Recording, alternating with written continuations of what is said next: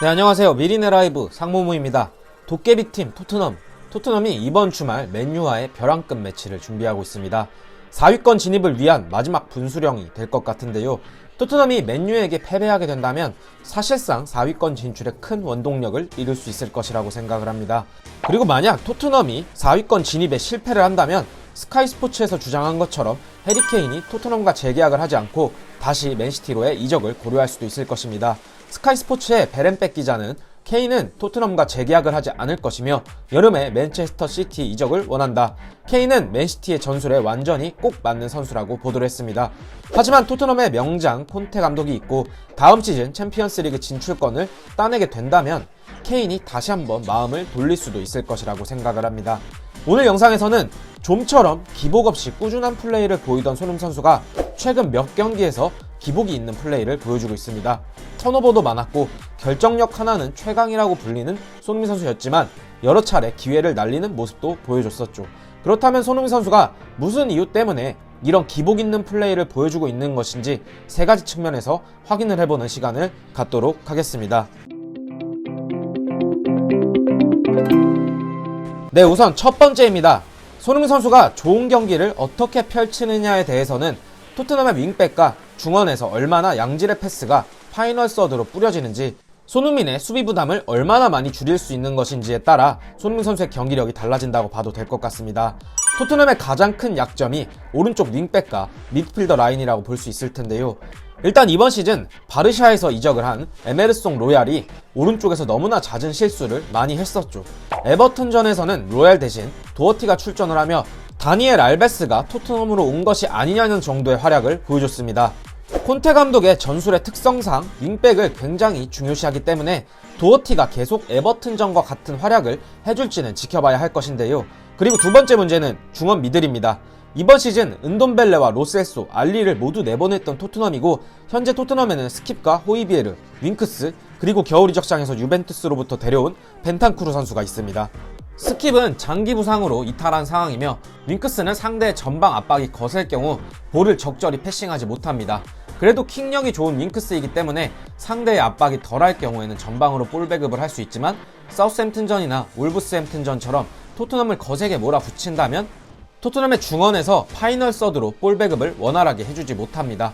그리고 호이비에르 또한 수비력은 좋지만 패싱력은 그닥이죠. 하지만 벤탄쿠르가 팀에 합류하면서 이런 문제점들을 해결해주고 있습니다. 토트넘의 중원에서 볼 배급을 확실히 해줄 수 있는 게 벤탄쿠르인 것이죠. 그리고 실제로 벤탄쿠르가 있는 경기와 없는 경기에서 토트넘의 공격력은 달랐습니다. 중원에서 얼마나 양질의 패스가 손흥민에게 전달될 수 있느냐에 따라 손흥민의 경기력이 달라질 수 있는 것입니다. 그리고 마지막으로 세 번째인데요. 이 이유가 손흥민 선수가 요새 경기당 기복이 심해 보이는 이유 중 가장 큰 이유일 것으로 보입니다. 우선 손흥민 선수가 지쳐있다는 것입니다. 이는 손흥민 선수의 쓰리톱의 짝이 모우라가 나오느냐 클루셉스키가 나오느냐에 따라 달라지는 것인데요. 다들 아시다시피 모우라 선수의 스피드는 빠릅니다. 하지만 겨울 이적 시장에 데려온 클루셉스키는 느립니다. 모우라 선수의 경우 야구 선수로 따지면 정말 긁히는 날에는 탈압박도 잘하고 패싱도 잘하지만 기복이 심합니다. 클루셉스키의 경우 스피드는 느리지만 동료에게 정확한 패싱 능력과 함께 연계 플레이에 강점이 있습니다.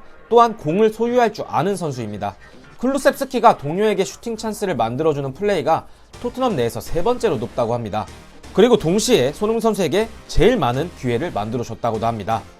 이렇게 클루셉스키와 모우라의 강점이 각기 다르고 손흥민과 케인이 어떤 윙포워드와 같이 출전을 하느냐에 따라 손흥민의 롤이 달라지게 됩니다. 앞서 말씀드렸듯이 모우라가 출전을 하게 된다면 모우라의 강점이 빠른 스피드이기 때문에 모우라가 중원에서 볼을 운반하는 역할을 맡게 되고 상대적으로 손흥민과 케인은 파이널 서드 부분에서 볼을 받을 준비를 하고 있죠.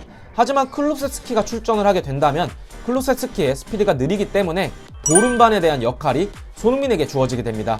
그래서 손흥민 선수는 중원에서 직접 드리블을 치고 공을 몰고 올라가는 모습을 많이 보여줬었습니다. 이 말은 즉 손흥민이 동일 시간에 경기를 출전을 하더라도 모우라가 나왔을 때보단 클루셉스키가 나왔을 때 더 뛰는 반경이 많아진다는 것이고 그만큼 체력 부담이 커진다는 것입니다. 하지만 클루셉스키가 볼을 소유할 수 있는 능력이 있기 때문에 손흥민이 볼을 운반하고 클롭세스키나 케인이 그 공을 받아 공을 홀딩하게 되면 손흥민이 다시 전방으로 뛰어들어가며 빈 공간을 공략할 수 있게 되기 때문에 토트넘 입장에서는 좋은 공격 옵션이라고 볼 수 있습니다. 하지만 손흥민 선수가 지치고 있다는 것이죠. 손흥민이 3, 4일에 한 번씩 경기를 뛰는 것을 보면 아래 위치에서 경기에서 뛰는 양이 많아지다 보니 손흥민 선수의 체력적인 문제가 있지 않을까 생각을 합니다. 그리고 일주일을 쉬고 나온 에버튼전에서 손흥민은 확실히 달라진 모습을 보여줬었죠. 실제로 에버튼과의 경기에서 손흥민 선수는 60분 때 교체 아웃되면서 맨유와의 경기를 대비시킨 콘테 감독입니다. 다들 아시다시피 토트넘의 선수층 뎁스가 다른 빅클럽에 비해 깊지는 않기 때문에 토트넘의 에이스라고 볼 수 있는 손흥민 선수의 체력적인 문제를 고려해줘야 하는 토트넘이라고 보시면 될 것 같은데요. 여러가지 이유 때문에 손흥민이 좋은 플레이를 하는 경기도 있었지만 최근 몇 경기에서는 좋지 않은 모습도 보여줬던 것은 맞습니다. 하지만 앞으로 토트넘에게 남은 경기는 이제 리그에서 12경기가 남아있고 이 12경기의 승리 결과에 따라 손흥민과 케인 그리고 토트넘 구단이 다음 시즌 챔피언스 리그에 진출할 수 있을지가 결정이 되기 때문에 사실 정신력으로 버텨야 한다고 볼 수 있을 텐데요. 손흥민 선수가 현재 리그에서 11골에 5개의 도움을 기록하고 있고 케인과는 리그 최다 합작골 기록도 경신을 했었기 때문에 남은 경기에서 체력 회복을 잘 해서 더 많은 골과 도움 기록을 이어나갔으면 하는데요. 맨체스터 유나이티드와의 경기에서 맨유 킬러로서의 면모를 다시 한번 보여줄 수 있을까요? 맨체스터 유나이티드는 리그 28라운드 맨시티와의 더비 경기에서 4대1로 패배했으며 27라운드 와포드와의 경기에서는 무승부를 기록하면서 최근 좋지 않은 흐름을 가져가고 있기도 합니다. 호날두 선수의 팀 이탈설도 있었던 맨유인데요. 맨유와 토트넘의 경기 결과가 어떻게 끝나게 될 것인지 정말 궁금합니다. 케인은 풋볼 런던을 통해 맨유전에 대해 충분히 대비를 해야 한다라고 전했는데요. 케인의 인터뷰 내용을 공유드리겠습니다. 맨유는 여전히 리그 최고의 팀 중 하나다.